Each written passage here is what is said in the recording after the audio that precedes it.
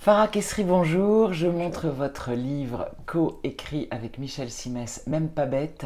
Les 5 sens, comparons l'homme et l'animal chez Glénat Jeunesse, qui est un livre formidable, bourré d'infos très insolites sur les 5 sens. Alors, on va parler du toucher.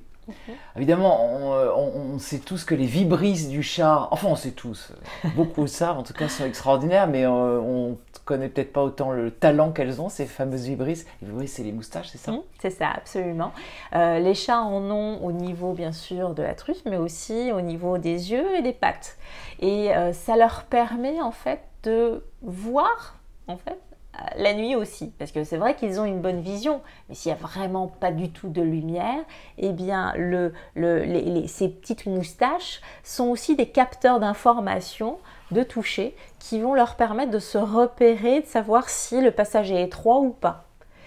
Si y a une proie qui passe à côté et qui va changer ou qui va créer un mouvement d'air, eh bien les vibrisses vont pouvoir capter cette information, donc c'est vraiment assez utile. Et c'est pareil pour les otaries et tout, quand elles plongent sous l'eau, elles ont aussi des moustaches et ça leur permet aussi d'avoir des informations de vitesse, de température de l'eau, etc.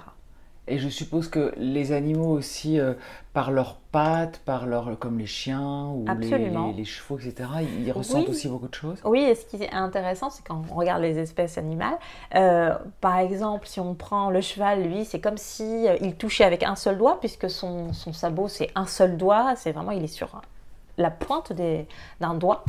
Le bouquetin, lui, il est sur 2 doigts et le chien ou le loup, il va être sur 5 et 4 doigts. Tout dépend si c'est patte avant ou patte arrière.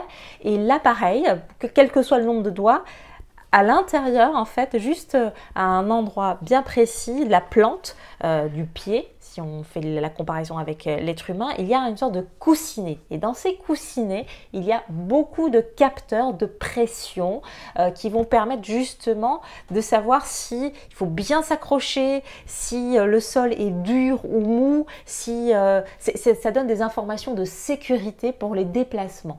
Et ça, c'est hyper intéressant. Les chevaux, on les voit souvent quand ils vont traverser un pont, eh bien, ils vont gratter le sol, taper pour voir si c'est résistant ou pas, parce qu'ils vont pouvoir capter justement la résistance du sol, mais aussi les vibrations pour voir si c'est mou, si c'est dur ou pas. Et les bouquetins, eux, c'est les champions.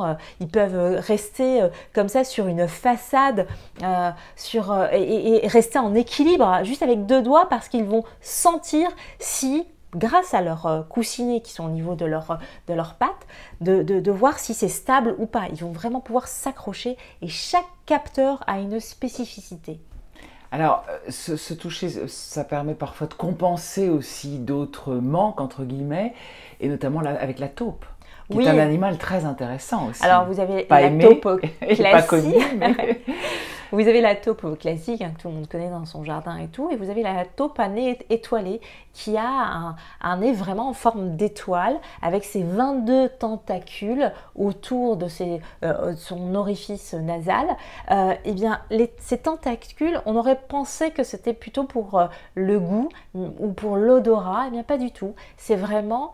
pareil un peu, ce sont des instruments pour capter les molécules qui sont autour.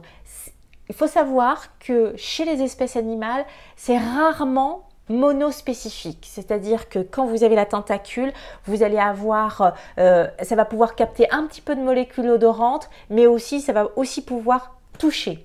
Donc quand ça va toucher, ça va ramener vers la bouche et ça va permettre justement à la taupe de capter plusieurs informations dont le toucher. C'est rarement unifonction.